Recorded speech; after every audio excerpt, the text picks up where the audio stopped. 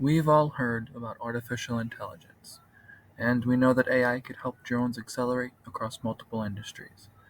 This is because AI has the ability to function in situations and conditions where human cannot. AI technology plays a big effect in drones' future outlook. Part of the technology includes the ability to identify different surroundings.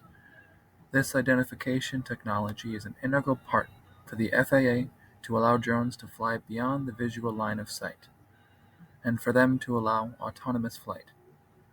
Recently, however, the FFA, NASA, and others have been formulating a plan to support NASA's advanced air mobility efforts, and even awarded $897,000 contract to Oneida County for AAM and vertiport development at the Griffith International Airport.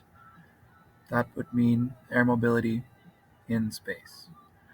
So in conclusion, much of the future of drones may seem like sci-fi, but it's much closer than you may think. Thank you.